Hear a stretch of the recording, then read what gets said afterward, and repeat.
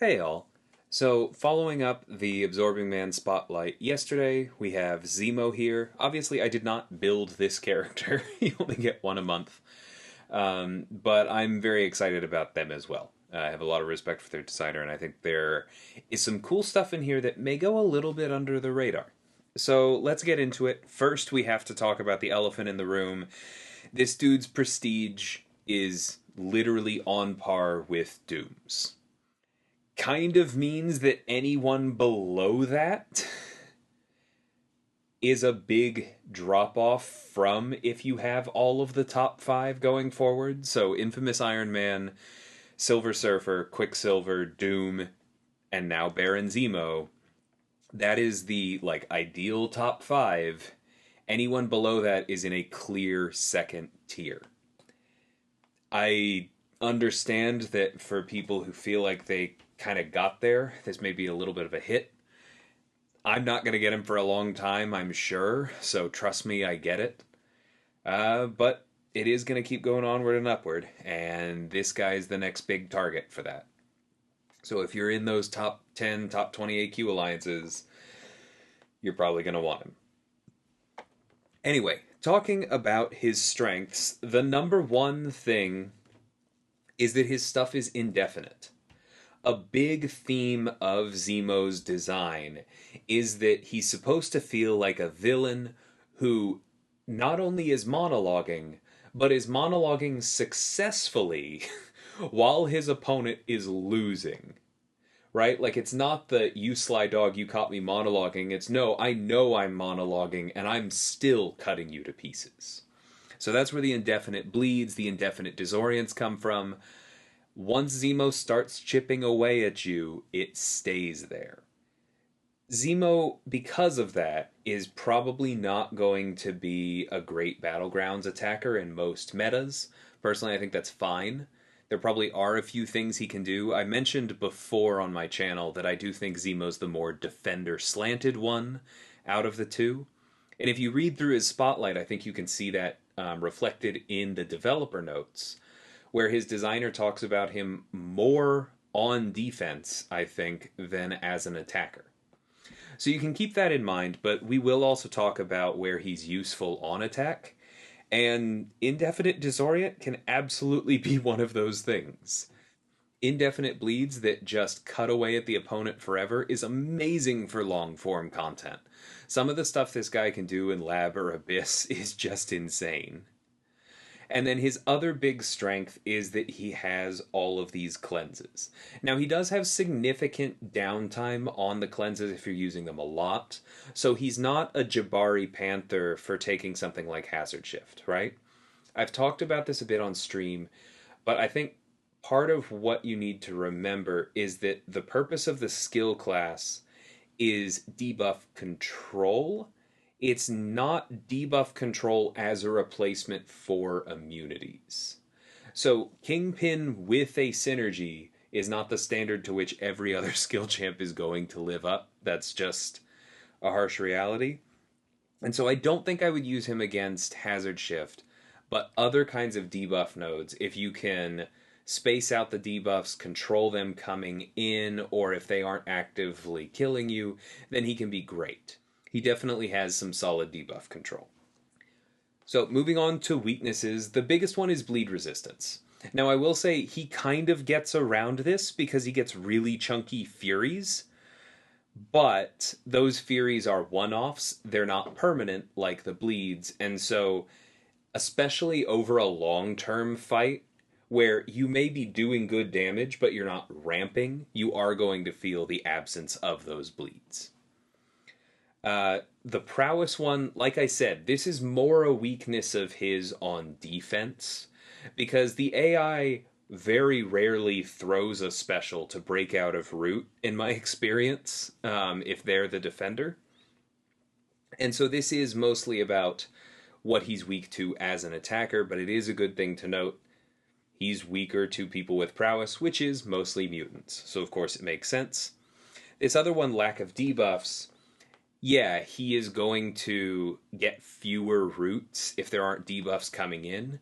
But we also talked about how there's some downtime on his debuff control, And so sometimes I honestly think that this weakness isn't even that much of a weakness because he still has access to plenty of root and plenty of ramp without these debuffs. And we'll talk about that as we go through the kit. So this is kind of what I was talking about, where I think some things about Zemo are going to go under the radar. We just went over his 3 listed weaknesses, and I think 2 of them aren't really weaknesses, and 1 of them only shows up in long form content. So this guy may not have quite the highs that you'll see on someone like Absorbing Man, but he's pretty darn consistent, and he just kind of keeps on trucking, and then the opponent falls over. So I really think there's some cool stuff in here. Now, first off, when we get into his basic attacks, his mediums are non-contact because they're guns. That's kind of the same reason that some of Domino's attacks are non-contact. And this means that he has the same basic attack profile as somebody like Havoc, where it's non-contact medium, and then he can do contact light 3 in a row, and then non-contact medium. So he is a perfect Korg counter. He can also be that much harder to parry as a defender, so you're going to have to get good at reparrying him or baiting out his heavies. Just something to keep in mind, small little piece of utility. Additionally, whenever the opponent purifies a debuff or is immune to an effect, so that also includes passives, as long as they're immune, Zemo's going to get this Fury, and this lasts for 1 blocked hit or 1 hit that actually lands. It would be insane if it didn't go away on blocked hits, because these would just stack forever and he'd be terrifying, right? But you are going to notice these Furies. Like it says, 4,700 attack coming out of nowhere is pretty significant. So I imagine we are going to see Zemo as a defender on nodes like Hazard Shift, where the opponent is triggering a lot of immunities or purifies. He's getting all these Furies and dramatically increasing block damage at the minimum. So next we get a description of his personal indefinite bleeds. Indefinite, as a reminder, just means they last forever, and they start off pretty weak, but they are noticeable and they are constant. And remember that these are going to synergize very well with Despair, so even if 1 feels like it's doing nothing against Willpower, by the time you get up to like 10, there's probably no healing going on. So Zemo is another in a long line of champions that make very good use of Despair. This also means that he pretty easily hits the cap for Inequity and can access the full 36% weakness on his opponent, which makes him that much tankier. Plus, all of these effects can be inflicted through block. Now, that means that he's that much scarier as a defender a lot of the time.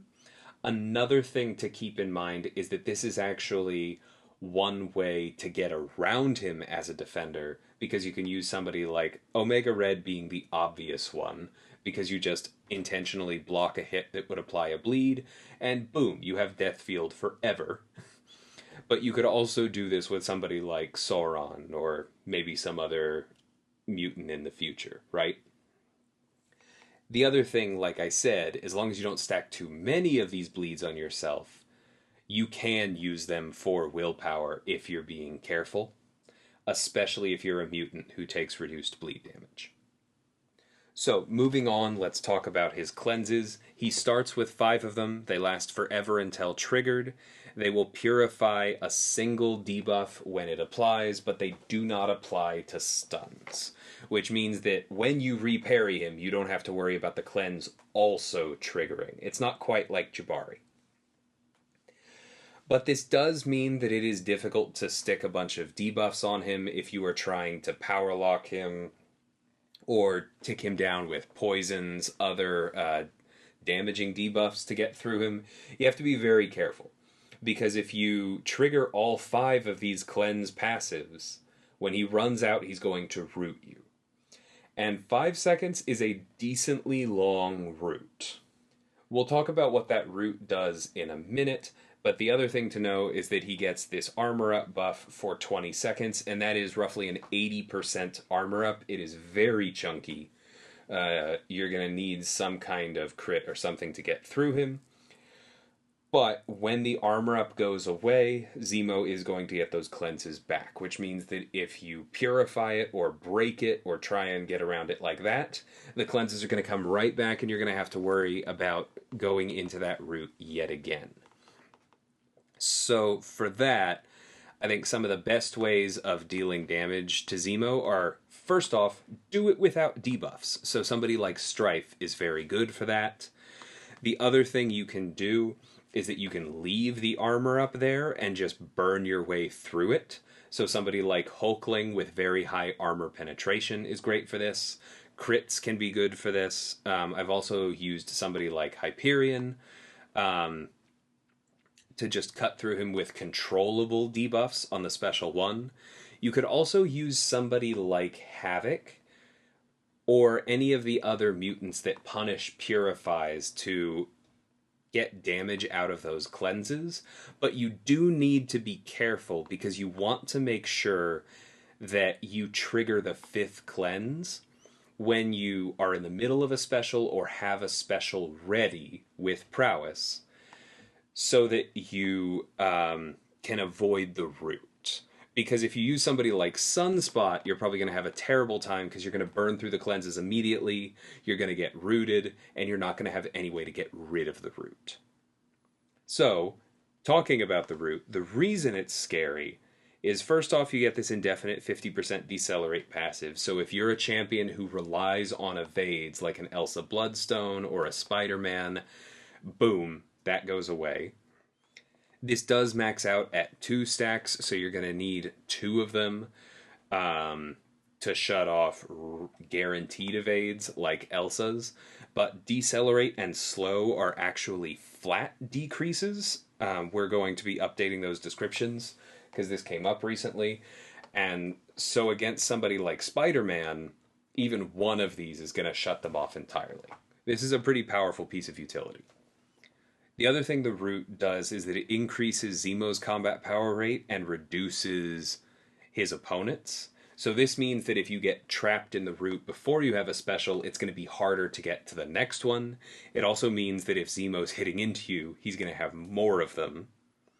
And he can't miss, and all of his hits inflict an indefinite bleed debuff. So this is the primary way as an attacker that Zemo is going to ramp his bleeds, is he's going to root the opponent and then just wail on them. And specifically, he's going to wail on them with increased combat power rate, and he's going to work up to his special one, which he's going to use to apply a bunch more bleed debuffs, and we'll talk about that in a second.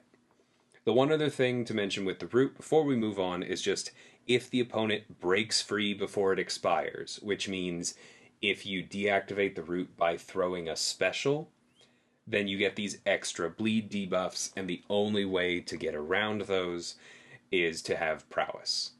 So if you get caught in the root, unless you're a mutant with a lot of prowess, you are paying for it, even if you have a special. So somebody like Hyperion, like I mentioned, is pretty much always going to have a special, but if you're not timing it properly and you let yourself get caught in the root, you can still have trouble. So the special one, like I said, the final hit inflicts an indefinite bleed debuff. That happens all the time. But if they're rooted, then you get 5 additional ones. So that's 6 right there. Plus, if they're rooted, all of your attacks apply bleed debuffs. And so you're going to get all of those extra ones. The special one ramps those bleeds very quickly. And as you saw in the deep dive, if you root the opponent when you have enough power, you can fit 2 special ones in it by taking advantage of that combat power rate and just apply an absolute ton of those bleed debuffs. The other thing the special one does is it will inflict an indefinite disorient. Now, I don't really consider this a defensive ability accuracy thing. These disorients are mostly a defender threat because they're going to make it that much harder to parry him or to reparry him because you're going to be taking more damage onto your block and you're going to be less likely to land your parries. Which is why you generally want to push to the special 2, which is itself dangerous because the last hit inflicts a root. That's all the special 2 does. but it will apply through block, and it's very dangerous. Now, the thing is, it is possible to full dex the special too. You have to dex, there's a double shot in the middle of it. You have to dex that earlier than you think to make sure that you have time to dex the second part of the double shot. But you can get through the full thing with a full dex and then safely dodge the bomb at the end so that you don't take any damage. The problem, of course, is that if you mess up anywhere along there, kind of like if you're fighting Apocalypse, then you're locked in and you're going to get hit by the rest of it, including the root, and you're probably in trouble. So when fighting Zemo as a defender, I recommend working on the evade, but I think the way to handle it a lot of the times is probably going to be to dex the first hit. If he's on an unblockable special 2 node, that's also going to be the one that's unblockable, right? Block the next 3 gunshots, and then dodge the bomb at the end to make sure you don't get rooted. That's probably the safest way to handle him in war a lot of the time. But of course, if you're an attacker, this special 2 is the only way that you have access to root if there are not debuffs coming in. And like I said, because there's downtime on the cleanses, you don't want to go actively hunting nodes like Hazard Shift. So I think while he's better on some nodes that give you a few incidental debuffs, often you're going to want to take him into places where the special 2, special 1 rotation is how you're ramping him. You go special 2 when you're almost at 3 bars of power, and then you rush to get in 2 special 1s before the root ends. You just have to, like Karate Mike called out in the deep dive, be careful the opponent doesn't have too much power, or you're going to eat a special 3. There's some risk to him, but once you get used to it, it really feels quite fluid. Zemo is a lot of fun to play for me. Now, talking about the special 3, this one is introducing a new effect in the Sunder passive. Like it says, it just locks the opponent's critical resistance at 0. So, you throw one special 3 against Doctor Doom, suddenly he has no more crit resistance than Spider-Gwen. I love this. There are still going to be other issues in fighting Doom, of course, as there always are, against any of the defenders with crit resistance, but this also makes him that much better against somebody like Korg, we talked about earlier. He already gets around the thorns. If you rush to the special 3, now you get more crits to really benefit from those furies you're getting from not applying your bleeds. The other thing the special 3 does is it gains a pretty chunky amount of attack for each of Zemo's indefinite effects on the opponent. This includes the disorients. This, of course, includes the bleeds. It also includes the decelerates. So any of those are going to help you out and give you more attack. His signature ability, in my opinion, is not terribly critical. We all love extra crit damage rating, especially against somebody where you can remove their crit resistance to make sure your crits get through.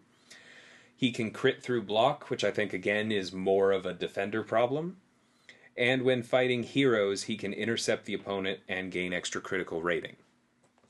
Neither of these values are massive, but they make him generally better at landing crits. Like I said, that's going to make him better at exercising those furies he gets against immunities, and more damage is just generally good.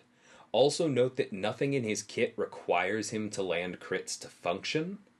And I actually think this is a good thing because arguably we should have more skill champions who are good at landing critical hits, which is often something that helps you out against science characters, but who don't need the critical hits, like, say, Black Panther or Jabari.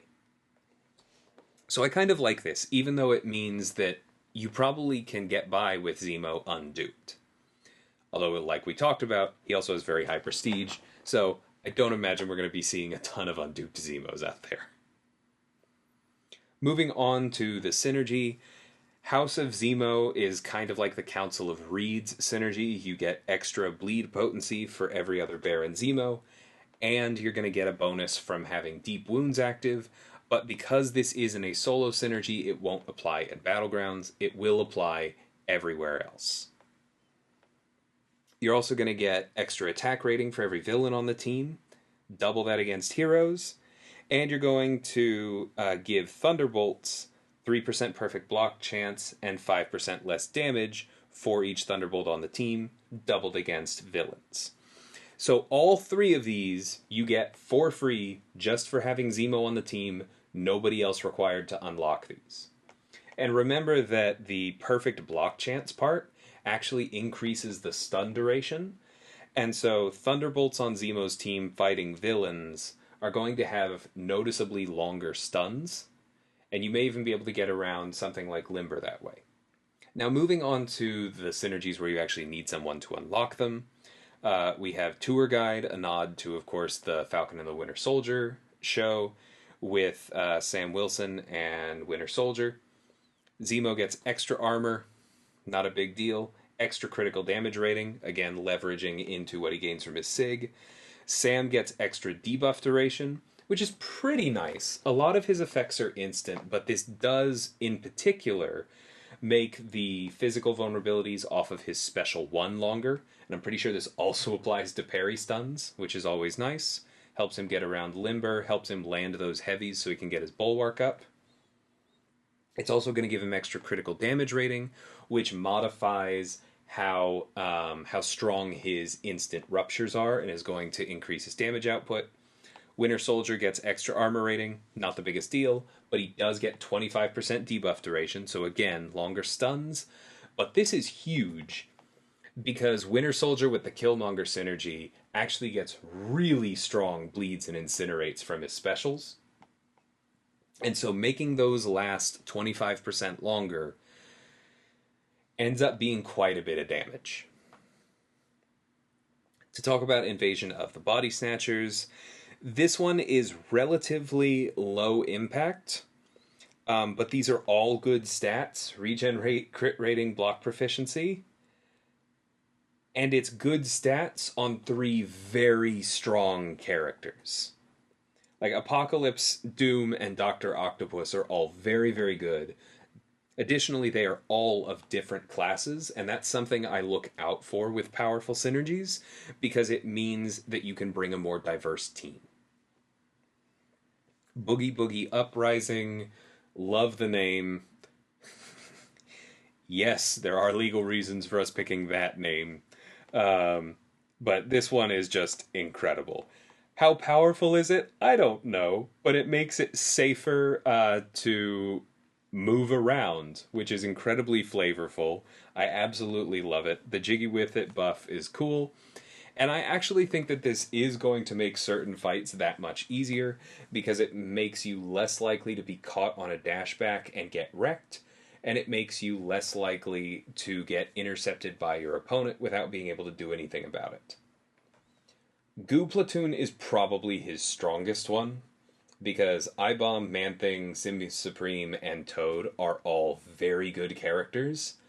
All of them have nice damage over time debuffs, and this works on all of them. This also works on Zemo, and because you're normally ramping your bleeds with special attacks, this is basically a just 50% boost to Zemo's indefinite bleeds all the time. It also works that way for Symbiote Supreme, who is usually landing his bleeds by spamming special 2s, or is doing them immediately after a special 3 at worst. It's not quite as powerful for I-Bomb and Toad, because they're often working up to passive versions of their effects, and this does not benefit those. But it's still more damage as they ramp up. So this is just incredible for all 5 of the Synergy members. I love Goo Platoon. And then Stole My Shtick is pretty nice with Phoenix, because she can already get nuts with certain synergies. Flat out doubling how strong her Furies are definitely raises her ceiling. I think this, only with Emma, is probably already enough to make Phoenix pretty darn strong. And then Zemo's side of it gives him Incinerate debuffs. These aren't the strongest Incinerates in the world, but there are a fair number of them, and Incinerates remove perfect block chance and reduce block proficiency, which combos nicely with his ability to crit into block and the disorients that are already in his kit. And that's Zemo. Like I said, I do expect a lot of his impact to be as a defender or in long form content, or at least longer form content than Battlegrounds. But I think he has some really nice utility, and I think the fact that so many of his effects are indefinite really just cannot be overstated. It just really gives his kit an inexorable quality where you just cannot stop him. I know it's going to be a while before I can get Zemo, but I'm looking forward to it. I think that he's going to be a fun champion to have around, and so I'm glad that one of the downsides of the prestige race is always that feeling when you feel like you have to rank someone new because they have high prestige. I totally get that. I feel it. But personally, I am glad that Zemo is the next one there because I don't think I'm going to have any regrets or hesitation when it eventually comes time for me to rank him up. So I hope you guys enjoyed this one. Let me know if you have any questions in the comments. If you haven't checked out the one on Absorbing Man yet, please do. And until next time, thanks so much for watching, and take care.